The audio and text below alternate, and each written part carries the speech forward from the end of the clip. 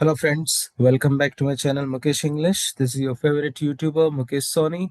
So in this video, I'm going to talk about all the lessons of second semester B.Sc General English SCP syllabus under Bangalore North University. So due to the lack of time, I could not make the videos individually about each and every chapter. So what have I decided? What have I thought? To give the all the lessons summary in single video as well as a brief input about the grammar. So in this video you will be getting all 6 lessons summary plus a brief information about the grammar topic. So let's begin it. So let's have a look at the syllabus from the literature point of view. The lessons, you have 6 lessons: the tiger, on work, to deer, the touch, continuous transformation, do insects think. So these are the 6 lessons for how many marks? For 50 marks. Then you have here the language syllabus, the grammar syllabus, listening skill, speaking skill, reading, writing, remedial grammar. So these are the topics you will be reading under grammar, which we'll discuss in detail. So let's begin it without much delay. And this is also the QP pattern: 2 marks 5 questions, 5 marks 4 questions, 10 marks 1 questions from the literary components for 40 marks. I'm sorry, I forgot. It's for 40 marks. The literary component is for 40 marks and grammar is for 40 marks, 40. Now, this is the blueprint of a question paper. Okay, the lesson number 1, you have the very first lesson is here, The Tiger. It's a poem by the famous poet William Blake. So, The Tiger is a famous poem by William Blake, an English poet and artist in 1794. It's a part of his poetry collection called Songs of Experience. In this poem, William Blake looks at a tiger and he's amazed by its power, beauty, and fierce nature. He uses the tiger as a symbol to ask deep questions about creation, good and evil, and the nature of God. Stanza number 1. I'm sorry, introduction. Excuse me. The poem is written in simple language, but its meaning is very deep and philosophical. The poet wonders who could have created such a fearsome creature and whether the same creator also made the gentle and innocent lamb. The poem makes us think about the balance of strength and softness, danger and peace in the world. So, very first stanza, the poet says, Tiger, tiger, burning bright in the forest of the night, what immortal hand on eye could frame thy fearful symmetry? So, the poet is looking at the tiger and calling it as a burning bright because its fur and eyes look very fearsome, very glowing, especially in the dark forest at night. He is amazed as well as little afraid. He asks a question: who is this powerful and immortal being? He's talking about the God who was able to design and shape such a scary but beautiful creature. Fearful symmetry means something that is both frightening as well as perfectly balanced. Stanza number 2, the poet says, In what distant deeps or skies burned the fire of thine eyes? On what wings dare he aspire? What the hand dare seize the fire? Here the poet asks where the tiger's fiery power and energy came from. Did it come from deep below the earth or from the skies of heaven? The tiger's eyes seem to burn with fire. The poet imagines the creator flying high with the wings like a god and daring to touch and hold this dangerous fire. This reminds us the Greek myth of Prometheus who stole fire from the gods for humans. Stanza number 3. And what shoulder and what art could twist the sinews of thy heart, and when thy heart begin to beat, what dread hand, what dread feet? So here the poet now focuses on the tiger's heart. He wonders what strong and what strong shoulder and what skill could shape the muscles of your heart. When the tiger's heart started to beat, it came to life, whose fearful hands and feet were brave enough to start this process? The poet sees the tiger as a creation of both strength as well as a terrible beauty. Stanza number 4. The poet says, "What the hammer? What the chain? In what furnace was thy brain? What the anvil? What that grasp? Dare its deadly terror clasp?" In this stanza, the poet imagines the tiger being made like a weapon or machine in its blacksmith shop. Tools like hammer, chain, furnace, and anvil are used to shape its brain and body. This suggests that making the tiger was a very violent and very fearful process. The poet asks, who dared to hold and shape such dangerous powers? So the tiger is not just an animal, it represents something wild and terrifying that was created with great force. Stanza number 5. When the stars threw down their spears and watered heaven with their tears, did he smile his work to see? Did he who made the lamb make thee? The poet now moves to a more emotional and philosophical thought. He imagines the star being very sad, defeated, as if they threw down their weapons and they cried. He asked one question: did the creator smile happily after making such a fearsome creature like tiger?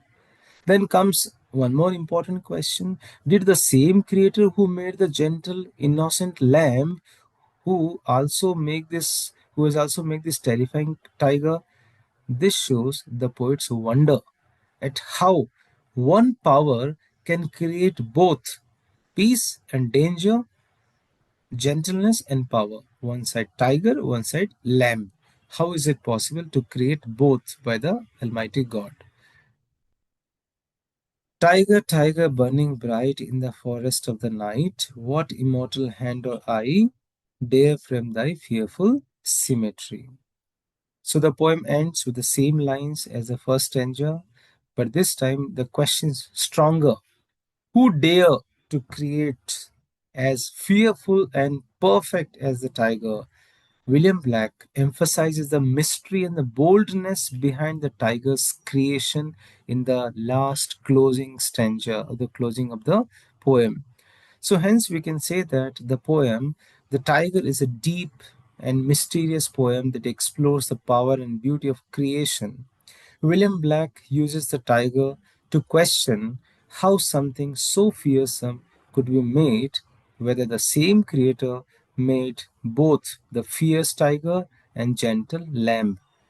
The poem leaves us thinking the balance between good and evil in the world. So, this is how I'm going to summarize each and every lesson very thoroughly. So, it will be very longest video, but if you watch the whole video, I assure you, you'll be able to cover the full syllabus in single video. So let's move to the second lesson on work. On work. This is a poem by Khalil Gibran. Poem's title On Work by Khalil Gibran, the famous poet. On Work is a poetic prose passage from Khalil Gibran's famous book, The Prophet. On Work, this poem has been taken from his collection of from his book The Prophet, which was published in 1923. In this poem, Gibran shares deep thoughts about the values and meaning of work. He explains that work is not just a duty, but it's a way to connect with life, nature, and God.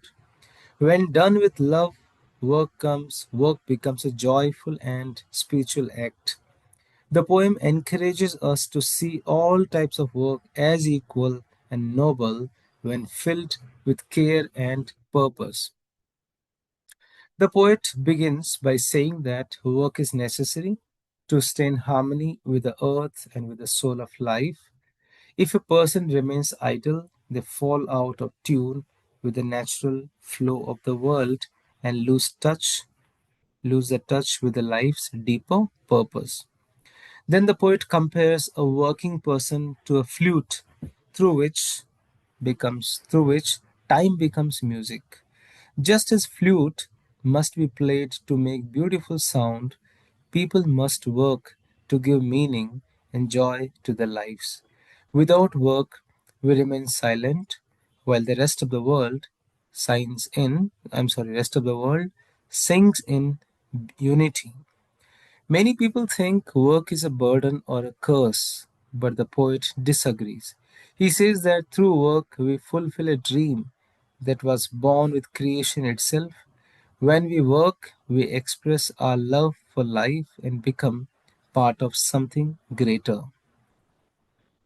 If we think that being born is a punishment and supporting ourselves is a curse, then only through hard work can we clean away that pain. Work has the power to transform some suffering into purpose.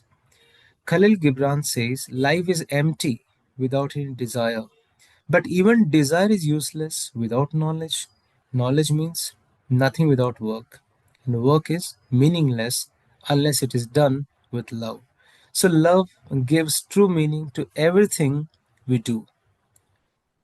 To work with love, that means to care deeply about what we do. Whether weaving, building, or farming, we should act as if we are doing it for someone we love. Our work should carry our spirit, and we should imagine that the souls of those who came before us are watching and blessing our efforts.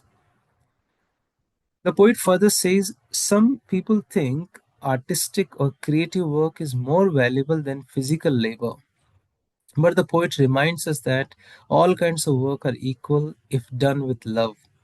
Greatness is not in the type of work, but in the love and care we put into the work. The poet ends the poem saying that work is love made visible. That means if you cannot work with love and joy, then it's better not to work at all. Doing anything without care, like baking bread or making wine, only creates bitterness and harm. Even singing without love loses its meaning and beauty. To conclude the poem, Khalil Gibran's famous poem on work teaches us that work is not a burden, but it's a blessing. It's a blessing. When done with love and dedication, it becomes a meaningful part of life. Through work, we express our love for others, for nature, and for life itself. The poem reminds us that all honest work is valuable and that true joy comes when we put our heart into what we do. Now we are moving to the third lesson, 2D, Too Dear, by the famous Russian writer Leo Tolstoy. Too Dear, interesting story. Too Dear is a short satirical story written by Russian author Leo Tolstoy. The story is set in the tiny kingdom of Monaco, and it also criticizes the inefficiency and absurdity of politics and legal systems. When a rare murder occurs in the peaceful country, the government struggles to carry out the death sentence due to the high cost of execution. Tolstoy uses wit and irony to expose the foolishness of bureaucratic decisions and shows how sometimes practicality wins over strict justice. So let's begin it. The story is set in Monaco, a very small kingdom near France and Italy with only about 7,000 people. It has a king, ministers, generals, and even an army, though the army only has 60 men. The kingdom earns most of its money from gambling house because taxes from such a small population are not enough. One day, a murder takes place, something rare in this peaceful kingdom. Very rarely, the is tried, criminal is caught, and the court sentences him to death. However, there's a problem. Though the court has sentenced to death, the problem is here the kingdom has no guillotine or executioner. There's no person who can execute the death sentence. There's no such machine. They ask the French and Italian governments for help, and France offers to send an executioner and guillotine for 16,000 francs. France is going to charge 16,000. Italy is going to charge 12,000 francs. Still, the king thinks that it's too expensive to kill one man. To save money, the king changes the sentence to life imprisonment. But again, there's no proper prison. They put the man in a small room with a guard and feed him from the royal kitchen. So, lucky criminal. After a year, the king sees that keeping the man cost over 600 francs per year. Since the prisoner is young and may live for decades, this becomes too expensive. So they remove the guard, hoping the man will run away. Very nice. To everyone's surprise, the prisoner stays there. He even fetches his own food from the kitchen and returns to his cell. When asked why he doesn't run away, he says he has no place to go, no job, no one will accept no one will accept him now. Finally, the council decides to pay the prisoner 600 francs a year to leave. He agrees and settles just outside Monaco. He lives peacefully, grows vegetables and visits Monaco occasionally to collect his pension and sometimes plays a little at the casino. So what's the conclusion of the story? So Leo Tolstoy ends the story by showing the absurdity of a kingdom that is too poor to punish a criminal properly. Through humor and irony, he criticizes the inefficiency and foolishness of bureaucratic systems and the idea that justice can be managed by wealth. So this is the lesson number 3. 2 Dear by Leo Tolstoy story. Now lesson number 4, another story, The Touch by Aburi Chaya Devi. Very interesting story. The story The Touch begins with the daughter visiting her elderly blind father. As she enters his room quietly, she sees, she observes, she finds her father lying on a simple cotton mattress facing the wall. When she softly says, "Sleeping," he recognizes her voice and asks her to sit close to him. At first, she tries to sit on a steel chair a little far away, but he insists that she should sit nearer, right on his cot. When she finally does, he reaches out and gently holds her hand. This small moment of physical touch, so simple, brings back a flood of memories for the daughter. She remembers how, when she was younger, she always felt distant from her father, both emotionally and physically. Even when they sat in a rickshaw together once, she sat as far away as possible, uncomfortable to sit close. Her father told her to sit straight so she wouldn't fall. She moved a little, feeling awkward. She recalls that when she was a child, learning to read, her father used to teach her from a distance. Due to traditional ideas of ritual purity and respect, she never came close to him. She developed a habit of staying away from him emotionally and physically. Even when she asked about school marks or spoke to them at home, he was always strict and intimidating. The daughter says she grew up being scared of him, and that fear has stayed with her even into the adulthood. Now, her father is old, about 80 years old, as well as blind. Though his health is fine otherwise, he has been bedridden for 2 years. She visits her parents while staying in town for a few days because her mother in law is ill.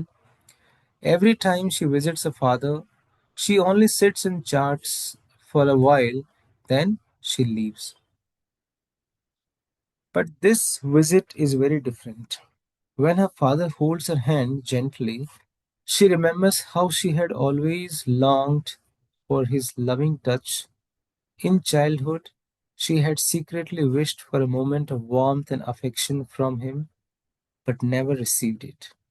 Now his blindness and old age have made him soft and affectionate, but it is too late, and she feels a deep sorrow about this missed emotional connection.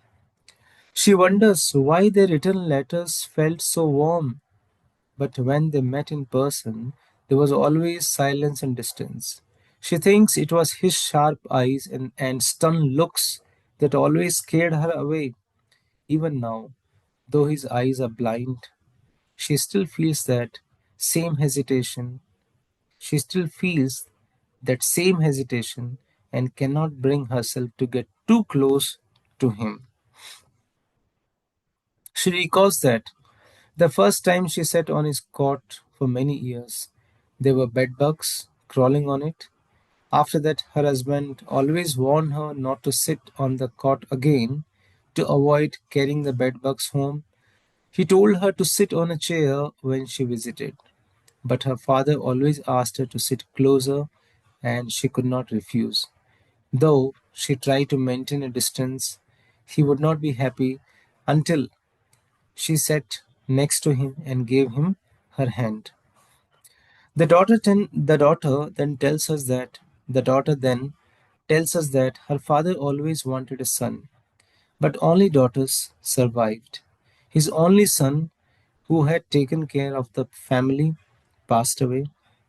Since then, she had hesitated to visit her father because she felt guilty, like she had done something wrong by not being the son he needed. She wanted to hug him and say, "I'm here for you," but she was afraid to touch him.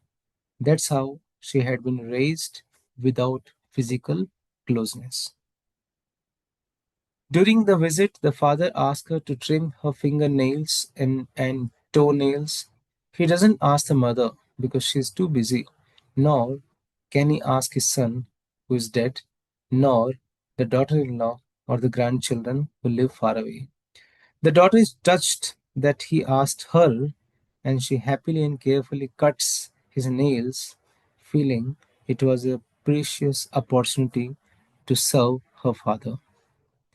Then he gently suggests that she move to his town. She should come back to his town so she could stay with her. She's silent. She cannot say yes, nor does she give him any hope. He continues to hold her. He continues to hold her hand silently, as if trying to keep that rare moment of closeness alive. So when she finally gets up to leave, she walks away with tears in her eyes. She feels her father's soft touch lingering in her memory as she rides the rickshaw home. The road ahead turns dark, not just literally, but emotionally. It symbolizes her sadness, regret, and realization of everything that had been lost without her and her father over the years. Friends, very touching story. My God. Now we are moving to the lesson number 5, the second last lesson.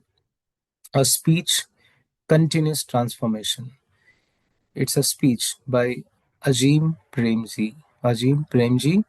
Ajim Premji is a well-known Indian businessman and philanthropist. He led Wipro for more than 40 years, turning it into a global IT company. He started the Ajim Premji Foundation, which works to improve education in India. About the speech, continuous transformation. Ajimji Premji gave this inspiring speech to the students graduating from IIM Calcutta in April 2004. He praised the institution for being one of the earliest and finest management schools in India, He told the students that finishing their studies was just the beginning of a journey, not the end. To do well in life and career, we must constantly transform ourselves. That means we should always be learning, growing, and changing for the better. He shared 10 valuable lessons based on his own life experiences. The very first valuable lesson is here: dare to dream. So the very first lesson he said, you should dare to dream. Dreaming is the starting point of all success. Great things are first imagined in the mind, then made real. Being young is the best time to dream big. Even if all dreams don't come true, don't stop dreaming. As you grow older, you should change or reshape your dreams to suit reality, but never give up on dreaming. Without dream, there can be no progress. Second value, keep going even when things go wrong. He says, life won't always go smoothly. You'll face problems and failures, but don't quit. Keep trying and moving forward. He shares a true story. He says in 1972, a plane crashed in the Andes Mountains. Two people walked 50 miles through dangerous snow covered mountains to get help and saved their friends. This shows the power of perseverance, continuing even when it's very hard. Success is not just about talent or intelligence, it's about never giving up. Third value, admit what you don't know. He says it's okay to say, I don't know. Pretending to know everything is dishonest.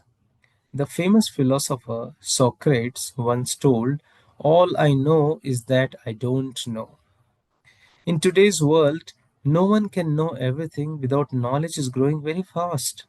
Be honest about your limitations. Keep learning from others. People will respect your honesty more than your fake confidence. I'm sorry. Yeah. Look ahead, not just at the past. Fourth value. He says don't keep living in your past achievements. Success from the past can make us lazy or afraid of change. Always be ready to try new things, take risk, and move forward. Don't be afraid to step out of your comfort zone. That's where growth happens. See change as a new adventure. Fifth topic, I mean to say fifth value, contribute in every situation. Success is not about always being the leader. Everyone's contribution matters, even the small ones. Like birds flying together in formation, each bird takes turns leading so no one gets too tired. Whether you are playing a big or small role, do your best. Real leadership is not about power, it's about responsibility and contribution. Sixth value, pursue excellence. Always try to do your best even in small tasks. Excellence means caring about the little things. It comes from passion, not from rules or certificates. When competition is high, small differences matter a lot. Do your work with full dedication and attention to detail. Seventh value, don't take yourself too seriously. Take your work seriously, but don't become too serious about yourself. Laugh every day, enjoy life. A cheerful and positive attitude helps reduce stress. When you stay happy and positive, you make others feel better too. A good attitude can help solve even the biggest problems. Value number 8, know what you really good at. Focus on your natural talents. Don't try to be good at everything. A real talent is something you love doing and learn quickly. Keep practicing to improve your skills, but stay true to what you are naturally good at. That's where you will shine the most. Ninth value, accept feedback, even criticism. Feedback helps you grow, don't ignore it. Ajimji Premji tells a story about a student who wanted praise for his painting. He secretly showed the teacher a painting done by someone else and finally got praise. But the teacher said, now you have stopped improving because you don't want correction anymore. So, what's the message? Criticism shows someone believes you can do better. Don't take it negatively, use it to become better. The last value in his speech, he talks about always play to win. Winning is not about making others lose. It means others lo- it means pushing yourself to do your best. It means testing your limits and realizing your true potential. When you stretch yourself, you grow the most. Aim to become the best version of yourself. So, to conclude, Ajimji Premji ends by saying that true transformation is not just about growing yourself, but also helping others around you grow. If we all keep improving, supporting, and learning from one another, then we create a better world. So, he wishes all the students success in their careers and in their lives, and the speech continues connecting transformation ends here. Now we are moving to the last lesson of your syllabus. I'm sorry. Do Insects Think? Written by Robert Benchley or Benchley. Do insects think? Have you ever thought the flying insects? Do they think? Robert Bankley's essay "Do Insects Think" is a very funny and playful piece of writing. It mocks the serious tone of scientists and their tendency to overanalyze the insect behavior. Bankley pretends to prove that insects can think, reason, and even feel emotions, though he does this in a very completely silly and fictional way. So, what happens in the essay? Bankley refers to a realistic scientific book titled The Psychic Life of Insects, written by Professor Bouvier. In that book, the professor says that we should not assume that insects can think just because they sometimes appear to behave in smart ways.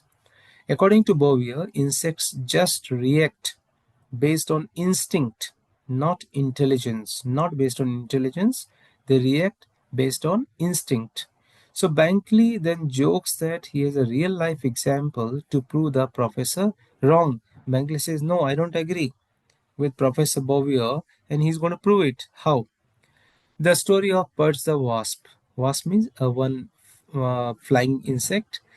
Bankley tells a made-up story, cooked story about a wasp, about a flying insect he once kept in his cottage in the Adirondack Mountains during the summer of 1899. He claims the wasp was more like a family member than a pet. Since it was a female, the insect was female, he and his family has given a name to this insect, Miriam. But soon everyone started to call this insect as a pudge, Pudge. He says that at first the wasp was shy, didn't eat or didn't drink, but over the time the wasp became the part of the family. One night, Bankley was working late in his laboratory, though it seems he was mostly playing with gin and other chemicals, so it's likely a joke. So he started to work. He was working late in his laboratory. He tripped over a playing card and accidentally knocked over his card catalog, which held the names of all the important larvae. Larvae means young insects in North America. He was too tired to clean up the mess, so he went to bed crying, leaving all the cards scattered on the floor. So, what did the wasp do? Before going to bed, Bankley noticed that Perch the wasp was flying in circles over the cards. The insect was flying. He laughed and joked to himself and he said, maybe the perch will clean them up. He said that maybe the insect will clean all the cards. The next morning, he saw that the cards were still lying on the floor. Pudge was asleep in a box and very tired. Bankley then imagines that Pudge, this insect, had spent the whole night thinking hard about whether she should pick up the cards and arrange them. But soon she realized that she only knew about wasp larvae, the young insects, not the other kinds, so she might make the things worse. She decided it was better to leave them for the master, for Bankley to organize, and she went to sleep, crying in frustration. Now, what's the message and joke here? Uh, Bankley pretends that this event proves insects can think. He uses this funny story to challenge Professor Bovier's serious claim that insects only act by instinct. But of course, the whole story is nonsense and completely imaginary. It's a satirical way of making fun of both scientists who over explain things. What's the number one? Scientists always over explain the things, and people who assume too much intelligence in animals. So in the end, Bankley is not really trying to prove that insects think. He's just having fun, using humor and imagination to tell a silly story that makes us laugh and also think about how seriously we take the things that might not matter so much. So this is how I have tried to cover here six lesson summary. Friends, in single video I have given you six lesson summary. So though it's longest video, but you should have patience, and single video you are getting all six lesson summary. Now we are moving to the grammar part, which is for 40 marks, and here I will not discuss in detail, but I'll give you some brief information that how you can solve the problems or the questions. Question number one, the question number one, what's the question number one is here, 1 minute, yeah. Oh my god. Okay. The first question will be on listening skills. So here, 4 5 questions will be given on listening skills, 1 mark each. You need to opt only 3 questions: active listening, passive listening, difference between listening and hearing, the benefits of active listening, benefits of passive listening, like this. So you can watch my special video on listening. I have posted the link in the description box. That's for 3 marks. Second question, you have here three choices. Three questions are given here. First question, incomplete dialogue will be given. You need to complete it. Second question, giving instructions. You need to give instructions on certain topic, like how to withdraw money. So you need to give instructions. Third is here, a situation will be given where you need to direct somebody to reach to a place. For example, give direction to your friend how to reach to Majestic from Vijayanagar. So you need to write the direction. So out of these three questions, you can opt any two. So 2 plus 2, 4 marks. Then constructive dialogue on a given situation. Again, there'll be, you need to prepare here two sets of dialogues. Again, I'm telling you, two sets of dialogues on the given situation for 2 marks. So you can watch my video on model question paper. Reading comprehension. So one passage will be given. You need to read the passage. You need to answer the questions based on the passage. That's for 5 marks. The next question is here, diary entry. This is very important. Diary entry. So for example, a question appears that write a diary entry on your visit to a on your visit, or you went for a picnic, write a diary entry. So the answer is in front of you. So I'll try to make it very simple. Remember, diary entry is not a very tough topic. It's very easy topic. You are writing in your own words. For example, you went somewhere and you're writing in a diary. Diary means does not mean any big diary or school diary, small notebook. So it's diary entry means to say you are recording your experiences. You're writing your experiences. So write always in the first person, simple language, that how did you feel, how did you go, where did you reach, and what was the important things you would like to watch over there. So that is called here diary writing. So diary writing is not something very different topic. It has only one meaning: whatever you write in the particular diary, and that becomes a record. People have the habit, before sleeping they write everything in a diary, that today I went over there, I saw this, I did this. So you're recording the event. That's called. That's for 4 marks. So the answer is your a simple answer. You went to picnic, write this event in a diary. So the answer is on your screen. Second is here, don't look at this, just have a look. Is write a paragraph of refutation arguing against the topic. So let's understand what is the meaning of refutation. Refutation means, don't copy this in the examination. I'm just explaining that how to write a refutation paragraph. Refutation means you're writing against the topic, proving that this topic is wrong, proving that you don't believe in this topic. So in simple words, you are disagreeing with the idea, the given idea. Got it? For example, in the debate, you have for, on, and against. So refutation means you are against. The word refutation has come from the word refuse. So suppose you have a topic, mobile phones should not be banned in schools, right? That means you are not writing about this topic. You're writing that you are saying that no, I don't believe on this topic. Mobile phones should be banned. So you can say, I disagree because mobile phones distract students, lead to cheating, and reduce classroom focus. So you need to write a one paragraph on this topic. So refutation means you have to write your disagreement about the topic, saying that no, I don't agree. For example, there's one topic is here, e-vehicles are better than fuel-based vehicle. Write a refutation topic. So I'll say, I disagree that I don't agree that I don't agree saying that e-vehicles are better. No, e-vehicles are not better. Then you write the answers. So I hope you got an idea now. This is a meaning of refutation, where you need to mention your disagreement. You don't agree with the topic.